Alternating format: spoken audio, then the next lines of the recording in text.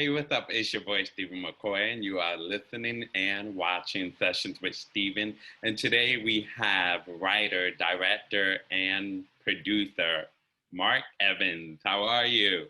Good, Steven. How you doing? I am doing pretty good. How are you? I'm doing great. Thanks for having me. That's amazing. You're here to talk about your documentary, The Glamour and The Squalor, which is about the rise and fall of DJ Marco Collins. Can you speak to us about it? Yeah, so Marco, first and foremost, he's just a music lover, maybe the world's biggest music fan. And what he loves doing is introducing people to new music. And he kind of made his name in the early 1990s. He was on a radio station in Seattle called 107.7 The End. And in 1991, he was the first to play a lot of music that ended up becoming very, very popular and changing the world. Bands like Nirvana and Pearl Jam and Weezer and Beck. So the movie is about Marco and his rise of helping break all these bands and supporting these artists, and then ultimately his fall, and then his attempt to reinvent himself in this new world where the music industry has changed. Radio is not what it was. So just trying to find his way in, like I said, in this new world, and overcoming a lot of obstacles and challenges along his way.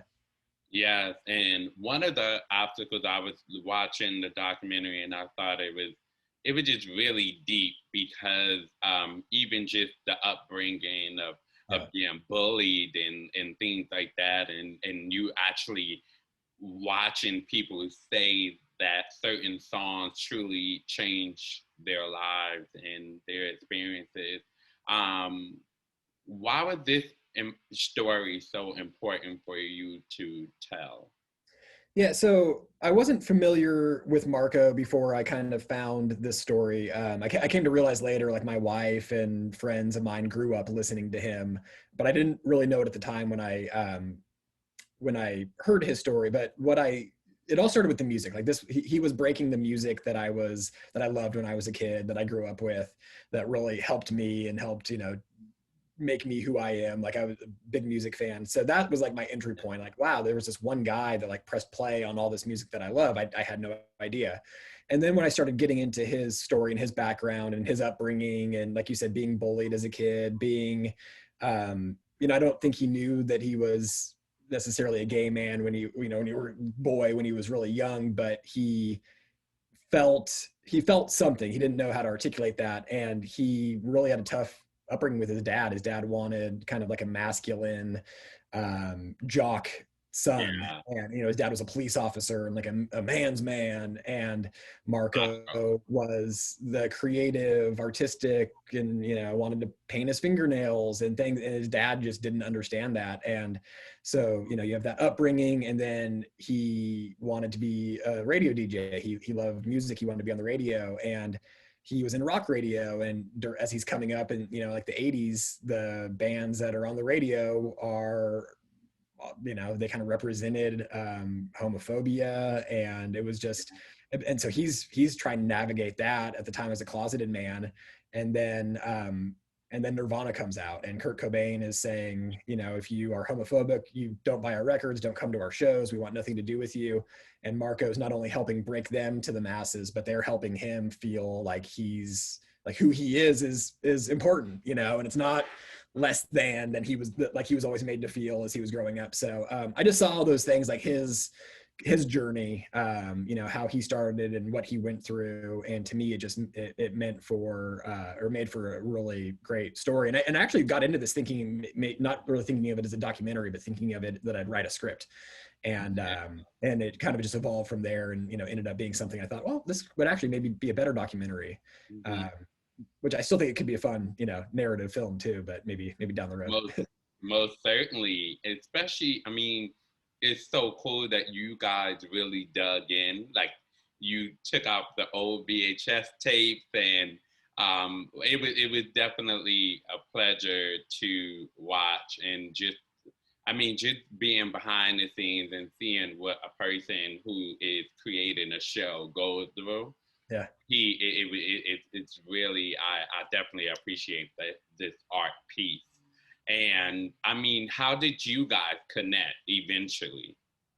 It's funny. Our relationship was interesting because um, during the I think a lot of it too goes back to just like his trust factor of things that he went through, as he was growing it up and everything. And I think we gained his trust at the beginning, and he understood what we were trying to do, and he was all for it. But there was still kind of like a little layer that we had a tough time kind of one last layer of stripping off, and we ended up getting it at the very end. Like it was like the last interview we did with him, because I think in his mind he was going all the way. He was going 100%, giving everything that he had, and he was committed to doing that. And then when we were watching, my editor and I watching like the rough cuts, we just kind of got this sense like, I think, we might need a little bit more, like a little more vulnerability.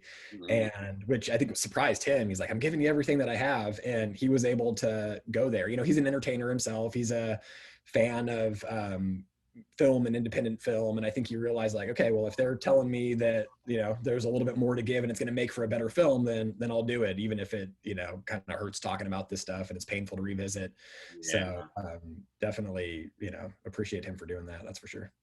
Yeah, most certainly. And I mean, it's just interesting because a lot of, I feel, people who are in the position that he and I are in, those stories tend to get pushed to the shelf and ignored. Mhm. And, so even back then, he created a variety show and had all of these different elements in his show, which was very entertaining. And I just always just think like, wow, what a time that was, and for him to be able to try to condense all who he was. It's great that you Well, guys. yeah, and that's what attracted me to the story too, is that, we've seen the stories or read the stories, whatever, about like the musicians, the bands, the filmmakers, artists, or whatever, but who are like the curators, who are the other people that are really helping Right. them get out there, and you can take away a lot of these little things, and you would hope, musicians might think like, well, the music was just so great. It's like, yeah, maybe, but there's a lot of other things at play too that are part of this 100%. process. So I love the idea of kind of coming at like telling the story about a lot of these bands that I really love, but from a different perspective of somebody like Marco, this radio DJ that was so important at the time. Yeah, definitely. Just going back to when you first started, like what got you into writing? When did you first start writing and have the eye for directing? Um, I came at it a little bit later. I didn't like grow up wanting to do this kind of thing. I didn't really, maybe even, growing up in Eastern Washington, never occurred to me that that was something that'd be possible. But my stepbrother actually did grow up wanting to do this, and he after college he moved to LA and did the whole thing where he was PA and moved on up on projects. Then he directed a film in like 2006 with called Americana with Dennis Hopper, Joshua Jackson, and so he got into it there and then kind of had a career. And in 2010, I had been, graduated from college, had been in sales and sales management and just not enjoying what I was doing, and decided one day, okay, I'm going to be done with this. And I didn't even really at the time know what I wanted to do. My wife and I traveled for a little bit, and we Yeah. came back, and my brother and I, the filmmaker brother, Kevin, we started making a documentary in Haiti, and that was kind of like my film school in a way. And it was that process in like 2010 2011 where I really caught the bug, and found this story of the Glamour and the Squalor and pursued that, and I've just been doing it ever since. So it's just one of those things where like once I kind of got into it, it made so much sense, and I've been just ever since then, it's been about just trying to keep being able to keep doing it.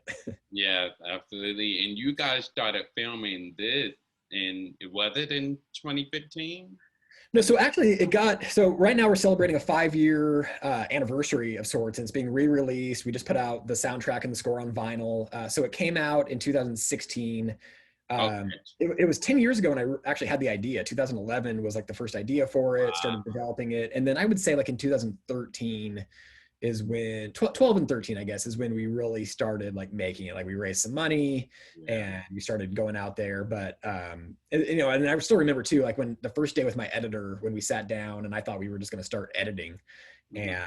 and and he taught me so much, and just the process of like, no, we're going to spend like the first month and a half transcribing interviews, highlighting the interviews, organizing it into themes, and there was things that I still do today, and that I also teach a film class too, and that I teach my students, and I had no idea, and then realizing too that, okay, like we still have a lot to shoot. I thought we were done shooting. No, we got a lot to shoot because of the way that we started putting it together. Yeah. So yeah, I mean, it was, like I said, it started in 2011, the idea, and then like, I guess it was 2012, we started making it. And then, yeah, I had a premiere in 2015, did all the festivals and everything, and then got released in 2016, about April 2016. So it's a true 5-year. Yeah, right now. that's amazing, because now your show, your documentary, it get a chance. I feel like it has a second chance at life. Yeah. A lot of people are talking about it, and I always feel that, there's a reason, a season for everything, and it's so appropriate for today, for what's happening now and the conversations that are being sparked. So yeah, I think it's still, I would hope it would, a movie would hold up after 5 years. It's not like it's been 30 years or something, but I was, it'd been a while since I'd seen it. 5 years ago, I had the movie memorized and had seen it so many times, and I had to kind of, scroll back through a little bit, and I was like, oh, this, good. It, like, I didn't do anything that I'm embarrassed about now in the film. Like, it totally holds up. It's the messages that I was hoping to be out there. And it is cool that it's having a second life, and we still, it had a nice release and people saw it and everything, but it, it wasn't like in the mainstream or anything. So it's cool that it's becoming, it's having a chance to be known again, and people are finding it through the soundtrack. And it's just been a lot of fun to revisit it. Absolutely. Now, what can we expect from you now? What can we expect from you next, moving forward? So the next immediate thing is I've got a movie that I've been working on for 5 years, pretty much ever since this one, called Claydream. It's about the father of claymation, Will Vinton. Will is known for creating the California Raisins, the Domino, Pizza Noid, all these claymation characters from the 80s and 90s. He worked with Michael Jackson. Won an Oscar, nominated for 4. So it's his also kind of rise and fall and reinvention story as well, building his company from his basement to a $35 million a year company, and then having it kind of taken away from him by Phil Knight from Nike, ended up investing and then taking over the company. So really excited for people to see that. It'll be premiering in June, hopefully to be out this year. And then just a handful of other projects that are in development. And, we kind of, with my wife and 10-year-old son, we have a little family studio, and we put out 2 books last year. My son, 10-year-old, he published a book, an ABC book. Wow, that's amazing. Yeah, it's exciting times. Tell people what is the name of it. So the book is called Bands by Jude. So it's his favorite bands, ABC. His name's Jude. So it's just bandsbyjude.com. And it's been a lot of fun putting that book out. Yeah. And how can people also attend your classes, other potential students? Yeah, so right now it's part of Olympic College. It's a college. There's 3 locations in this area, in Bremerton, Washington, Shelton, Washington, and I think Poulsbo is the other location. So it's a college course. I would eventually like to potentially do something too, just kind of like my own kind of classes once I have more, a little bit more experience under my belt as well too. But I love teaching at the college, at Olympic College. It's a great program, and it's probably the most affordable 4-year filmmaking degree in the country. So it's exciting. It's growing like crazy, and we're trying to also get the word out about that too, that Olympic College, and you can do it. We're still online right now, but it's kind of a hybrid, online and in person. Yeah. Now, what can you say to those who are trying to get where you are in the film industry? What is something that you can say to those people? I just think you've got to make your thing by any means necessary, and there's so many excuses we can make as far as, and they're legit, don't have the money, don't think you have the time, don't think you have the resources, but you just have to make your film. If you're a first timer, like, I'm thinking about like how obsessed I was about the Glamour and the Squalor of getting it made, and it took longer because we didn't have all the money that we needed or whatever, but you just got to be, get crafty and do it. And if that means you've got to do a lot of stuff yourself and wrangle friends and work, nights and weekends or whatever it is, there's really nobody, it's not going to be easy. So you just got to do it. And I think a lot of people I see just kind of like putting it off, and all, students that I work with as part of, the college here, I hear a lot from them about like why they can't really do their thing. It's just like, you just have to, like, if Yeah. you really want to do this, you've just got to do it. And I have to remind myself of that too. I'll you know, have a bunch of content and I'm like, and maybe there's a great book, the War of Art, and it's all about overcoming your resistance and your fears of actually doing the work. And so I think we just got to kind of face it and say, if I want to be creative, if I want to do this, like, I've got to do it. Nobody's going to do it for you, you know? So you just gotta get it done. Absolutely. That is such a great message to everyone. So thank you. And thank you so much for coming on. Really appreciate it. Yeah, thank you for having me, Stephen. It was Appreciate it. Hey, subscribe now.